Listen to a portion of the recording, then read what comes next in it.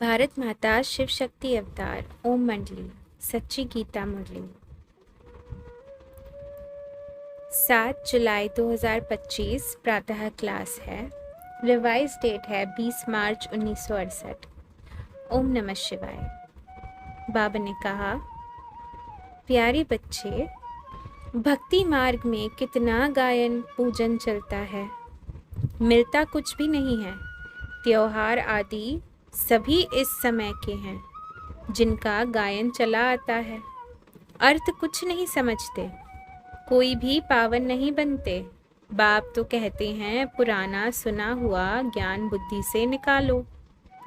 अब जो बाबा सुनाते हैं उसको सुनो और धारण करो। ओम नमः शिवाय। बाप समझाते हैं, मैं आत्मा शांत स्वरूप हूँ। तुम बच्चों को यह नॉलेज अच्छी तरह से मिली है। हम आत्माएं मूल वतन के रहने वाली हैं। उनको ही शांति धाम कहा जाता है। यहाँ आकर पाठ बजाया है। अभी बाप कहते हैं पवित्र बनो, वापस जाना है। लिखा भी है कमल फूल समान पवित्र बनना है। उनका अर्थ भी बताया। फिर भी बाप कहते हैं मामेकम याद करो। बच्चों को ही कहते हैं। बच्चे समझते हैं, बाबा इसमें आकर हमको समझाते हैं। बच्चों को कहते हैं यह जो भी सारी दुनिया है, यह सभी है ही गृहस्थ व्यवहार की। सभी को पाठ बजाना है। अभी बाप कहते हैं पवित्र बनो।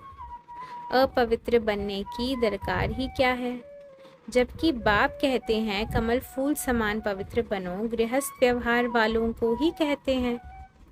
बाकी कुमार कुमारियां तो पवित्र ही रहती हैं, परंतु बाप कहते हैं तुम जन्म जन्मांतर के पतित हो। मनुष्य सिर्फ इस जन्म की हिस्ट्री को जानते हैं। बताते हैं हम बहुत पापात्मा हैं, क्योंकि अंदर में खाता है हमने यह पाप किए हैं। बाप कहते हैं सभी मनुष्य मात्र महान पापात्मा हैं। इतने जन्म पापात्मा होकर रहे हो। तुम बच्चों को तो खास कहते हैं। शुरू से लेकर जब से माया का पसारा होता है, तब से तुमने पाप शुरू किए हैं। जन्म जन्मांतर के पाप हैं। सतो प्रधान से तमो प्रधान बन गए हो। यह है ही पापात्माओं की दुनिया, वह है पुण्य आत्माओं की दुनिया। यह बाप बैठ बच्चों को समझाते हैं। कृष्ण भगवान उवाच तो लगता ही नहीं। वह न भगवान है न बाप है, फिर मानेंगे ही क्यों। बहुत हैं जो मानते नहीं हैं। गीताएं सुनाने वाले गृहस्थी पुरुष बहुत हैं। माताएं भी हैं जो बैठ गीता पढ़ती हैं। वास्तव में भारत की है ही गीता। यह गीता शास्त्र आदि सभी भक्ति मार्ग में पढ़ते हैं। बाप ने समझाया है यह शास्त्र पढ़ना भक्ति मार्ग है। पढ़ते तो सभी हैं ना, यह भी अक्षर पढ़ते हैं। गृहस्थ व्यवहार में रहते कमल फूल समान पवित्र रहो और देह के सभी संबंधों को छोड़ो।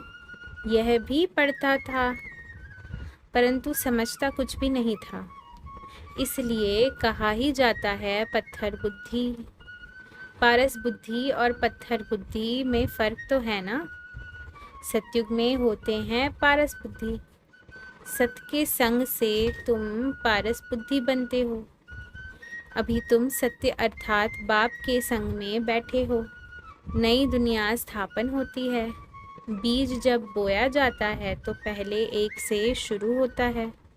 प्रजापिता ब्रह्मा एक है, फिर है एडॉप्टेड ब्राह्मण कुल। मुखवंशावली। वहाँ ब्रह्मा तो है नहीं। भल अपन को ब्राह्मण कहलाते हैं, परंतु वह ब्राह्मण कुल कहाँ से पैदा हुआ जो ब्राह्मण कहलाते हैं। वह तो किसी मनुष्य का नाम कहेंगे। जैसे जैनी कुल फलाना कुल कहा जाता है ना, तो वह कोई सच्चे ब्राह्मण कुल नहीं ठहरे। इस समय तुम प्रजापिता ब्रह्मा के एडॉप्ट किए हुए ब्राह्मण हो। मुखवंशावली। इनका अर्थ भी कोई समझते नहीं है। तुम किसको अडॉप्ट करते हो तो वह तुम्हारा बच्चा थोड़े ही है। फिर नाम बदलते हैं। तुम भी हो मुखवंशावली। तुम्हें समझ मिली है, बरोबर हम प्रजापिता ब्रह्मा के मुखवंशावली हैं। ब्रह्मा को मुखवंशावली नहीं कहेंगे। ब्रह्मा को फिर रथ कहा जाता है। भागीरथ। भागीरथ कैसे होता है, क्या होता है, किसको पता नहीं। अनेक प्रकार के बैल आदि चित्र बनाते हैं, कितना श्रृंगारते हैं। जैसे वह घोड़े की सवारी दिखाते हैं, यह फिर बैल की सवारी दिखाते हैं। बैल भी कैसे कैसे बनाते हैं, जिसको जो आता है करते रहते हैं। अभी यह तो बच्चे जानते हैं, कलयुग पुरानी दुनिया का विनाश होना ही है। मनुष्यों की बुद्धि में है कि जब कलयुग की आयु पूरी होगी तो विनाश होगा। वह तो लाखों वर्ष कह देते हैं। तुम तो जानते हो अभी यह पुरानी दुनिया का अंत है।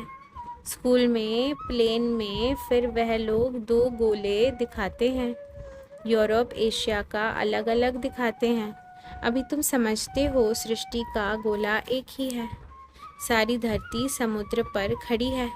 फिर कोई कहते पानी में बैल है, उनके सींग पर सृष्टि खड़ी है। बैल ऐसे ऐसे करते हैं तो अर्थक्वेक आदि होती है। क्या क्या बातें लिख दी हैं।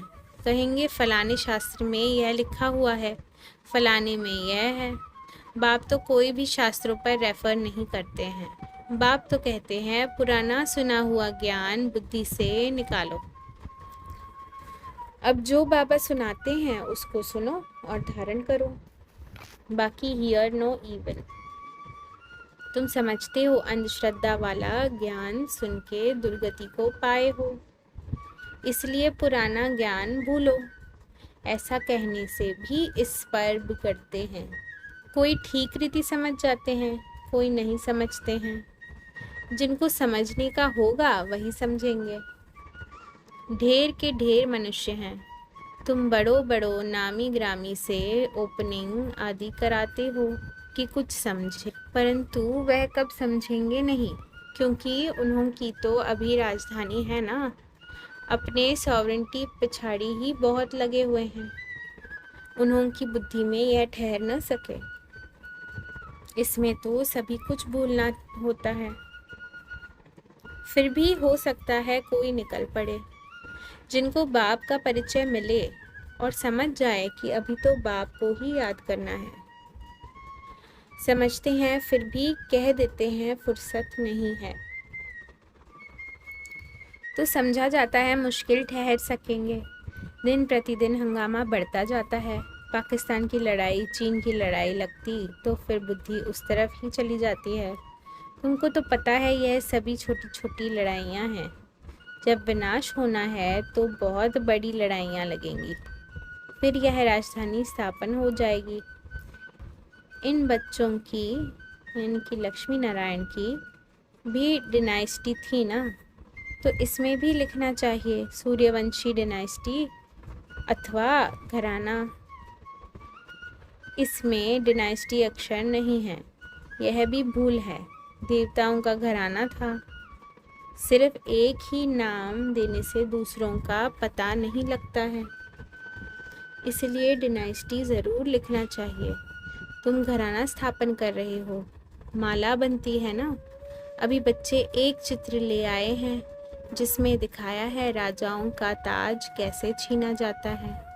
अभी इसमें तुम सिर्फ राजाओं को दिखाए हो। अभी इसमें तुमने सिर्फ राजाओं को दिखाया है। प्रवृत्ति मार्ग कैसे समझा जावे। ताज राजा की निकल जाती है तो रानी की भी निकल जाती है, इसलिए युगल दिखाना पड़े। ताज दोनों का गिरता है, सिर्फ राजाओं को थोड़े ही गिरता है। इसलिए महारानी को भी दिखाना चाहिए। ये क्योंकि कब कोई मेल को समझ में आ जाता है तो उठ पड़ते हैं, कब फीमेल उठ पड़ती है तो क्यों नहीं दोनों ही का चित्र हो। दोनों ही जो डबल सिरताज थे वह ही नीचे उतरे हैं। यह चित्र आदि सभी हैं ही मनुष्यों को समझाने के लिए। जैसे छोटे बच्चे को सिखाया जाता है तो किताब में चित्र दिखाते हैं ना, फलाने किताब में हाथी था, उनमें यह था।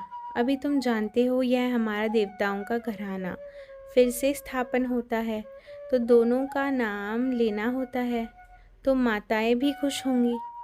रानियों का भी इकट्ठा दिखाना होता है, डिनाइस्टी अक्षर भी लिखना पड़े।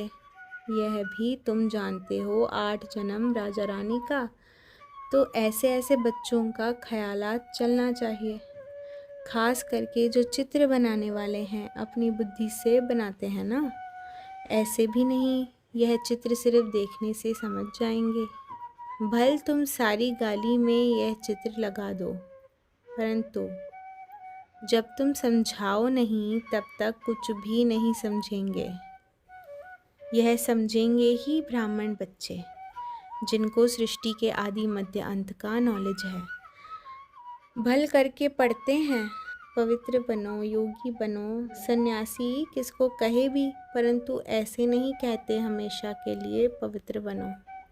ऐसे भी किसको कह न सके कि घर बार छोड़ो।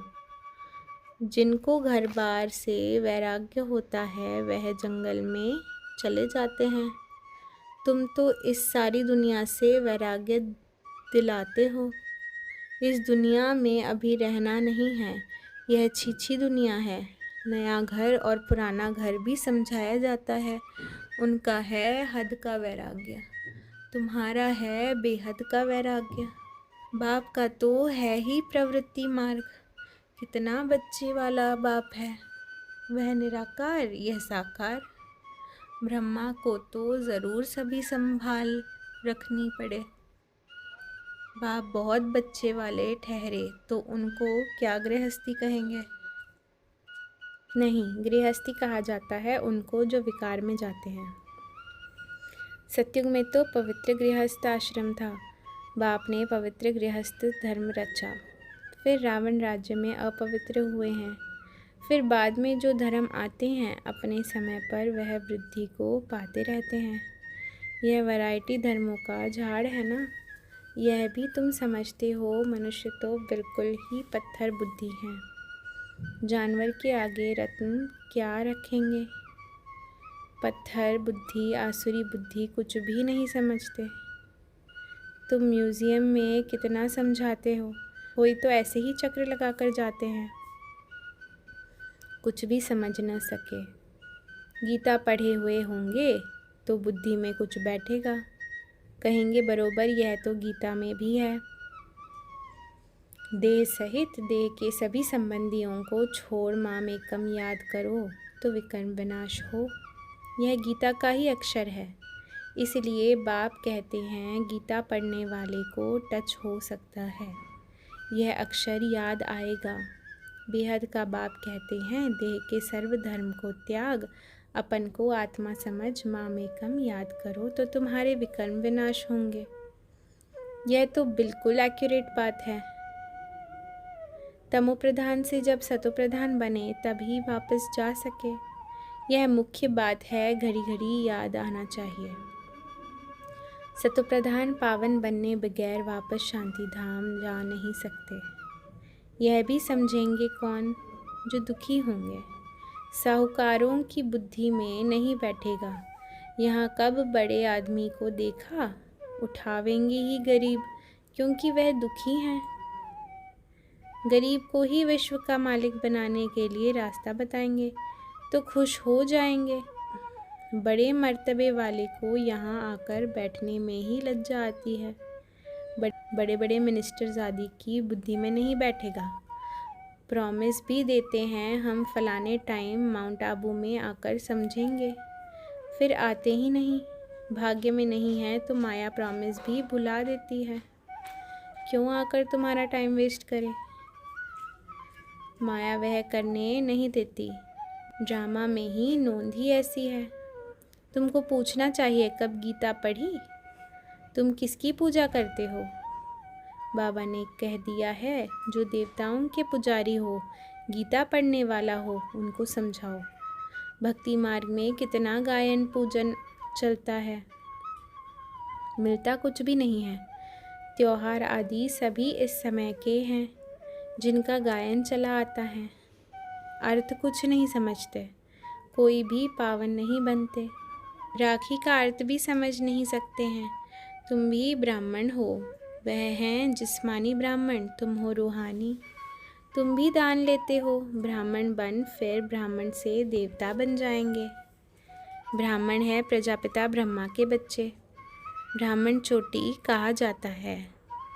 प्रजापिता ब्रह्मा मुखवंशावली ब्राह्मणों ने ही ज्ञान लिया देवता बनने के लिए। विराट रूप भी है ना, प्रजापिता ब्रह्मा भी अभी है। वह लोग मानते भी ब्रह्मा को हैं, परंतु वह कब आया यह कुछ भी पता नहीं। अभी तुमको सब नॉलेज है, नब्ज देख समझाना होता है। बिच्छू होता है ना, नरम चीज़ देख काटता है। तुमको भी समझाने की भिन्न भिन्न युक्तियाँ मिलती हैं। पात्र देख कर दो तो तुम्हारा टाइम वेस्ट नहीं होगा। कुपात्र को दे व्यर्थ नहीं गंवाना चाहिए। नब्ज देखने की भी युक्ति चाहिए। दिन प्रतिदिन तुम्हारी मेहनत कम होती जाएगी। तुम समझ जाएंगे कौन उठा सकेंगे व नहीं। देह से तुमको परे जाना है, अशरीरी बनना है। अशरीरी होकर तुम किसको भी समझाएंगे तो वह अशरीरी शांत हो जाएगा। शांति तो सभी मांगते हैं। बोलो, अपन को आत्मा समझ बाप को याद करो। हम आत्मा हैं ही शांत देश के वासी। हम शरीर से अलग हो जाते हैं तो शांति ही शांति है। तुम जानते हो हम शरीर से अलग हो जाने वाले हैं। अपन को आत्मा समझ बाप को याद करो तो ऑटोमेटिकली तुम कर्मातीत अवस्था में जाएंगे। तुम यहाँ आए ही पार्ट बजाने हो।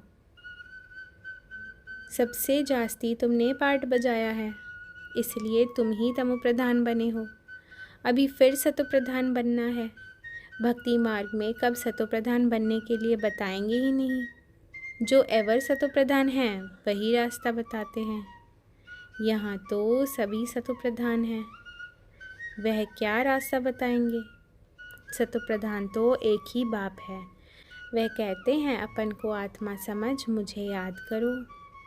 पहले पहले आत्मा प्योर जाती है, ऊपर से जो नई आत्माएं आती हैं प्योर होने कारण उनका मान मर्तबा होता है। फिर दिन प्रतिदिन ताकत कम हो जाती है। यह ड्रामा बना हुआ है, उनको भी अच्छी रीत समझना है। तुमको विचार सागर मंथन करने की आदत पड़ती रहेगी तो पॉइंट बहुत आते रहेंगे।